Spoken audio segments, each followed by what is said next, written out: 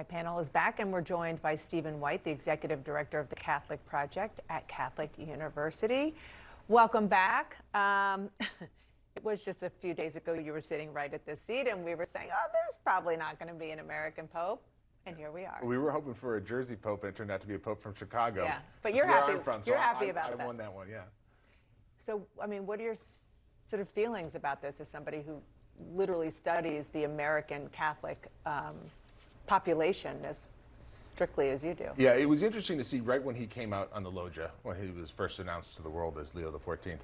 There were a couple symbols he was clearly sending. One was he talked a lot about the themes that were big in Pope Francis's pontificate, but he was also dressed in a way that Pope Francis wasn't when he came out. He was dressed in a way that sort of signaled a continuity with Benedict XVI and John Paul II and previous popes.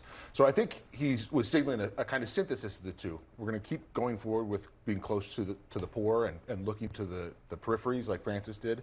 But the church didn't start when Pope Francis was elected. And then we're going to build on what's solid and secure.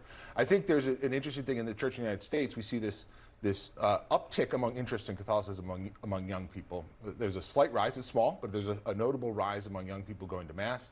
You see an interest among a generation that frankly, people who are 40 years old and younger have grown up in a world where the big institutions of society haven't really been working all that well. Our politics are increasingly polarized. The church has gone through a horrible abuse crisis here in the United States.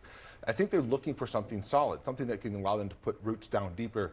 And the church can provide that by saying, look, we're here through all of that, and gives us a firmer foundation, not absolute certitude, but something solid to build on. And we see that here in the United States. We see that among younger Catholic priests who are theologically very conservative, but politically moderate and ethnically diverse, more so than older priests. Well, I'm glad you mentioned the P word, politics, because we have seen the tweets from an account posting in Prevost's name. Prevost is Pope Leo's previous name, birth name.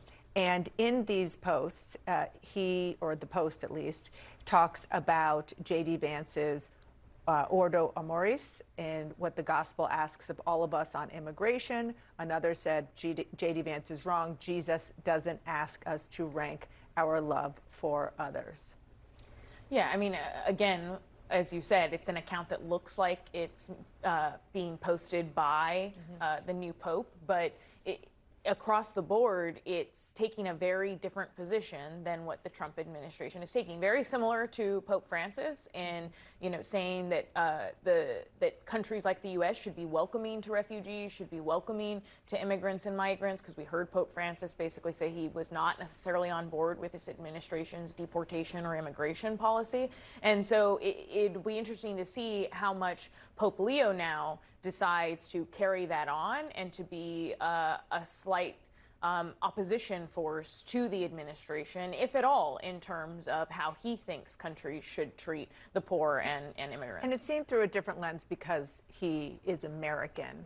But as you mentioned, Pope Francis was very, very clear that he did not like the Trump administration's immigration policies.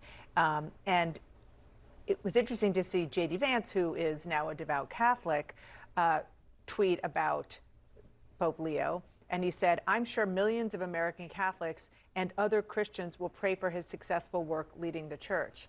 He didn't say he would. He's a Catholic. I'll give him a little bit of leeway here and assume that he is as a Catholic. I mean, also as a Catholic, regardless of our personal views of the Pope's very specific personal positions, we tend to pray for the Pope and hope for his success, just as I think Americans probably do for their president in general. I think that, your point about younger people, the uptick there, Washington has always been a fascinating dynamic in Catholicism. The kind of open and very public discussion about the faith and how the faith should go or trend with the newer converts in particular, the younger members in particular, people like J.D. Vance, is a shift. That group, and you can correct me if I'm wrong on this, but this is my sense, is far more conservative, I think, in terms of how we in the faith would think about it.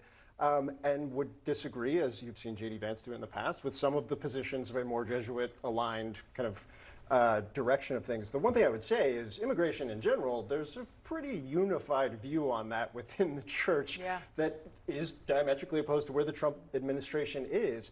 I think the thing that I'm fascinated by, beyond the discourse about White Sox or Cubs, which is by far the most important thing that we understood yesterday, is He's White Sox what for is people who missed it. emphasized by Pope Leo, not necessarily kind of the core beliefs. The core beliefs are going to be the same. What he decides to emphasize, talk about, and focus on. And it does seem to me like we're talking about the immigration positions now. Like he does not seem to be where a lot of Democrats, for example, would want him to be on gay marriage or He's Catholic, right? Not a Democrat. And I think what it really comes down to is it really says something about the political moment that we're in America and beyond. But in America, where it's right away, is the Pope, is he more with Trump or not with Trump, right? He's the Pope. But that's also coming from MAGA world. For sure. Yeah, to go back a word in defense of the vice president, in that very tweet, Yeah. he said, "May God bless him." That's, did. That's a prayer. That's him asking God to bless him. All That's right, a I'm prayer glad you in said itself. that. I think, the Pope has spoken in the past. There's sort of limited public statements. And his position on immigration, as I've understood him in the past, is this. It's very similar to what the USCCB has said. It said, not everybody who arrives here needs to be let in or allowed to stay. Okay, but that having been said, the one absolute thing that must happen is that these people who come here, most of them needy and looking for a better life, must be treated with dignity and with respect.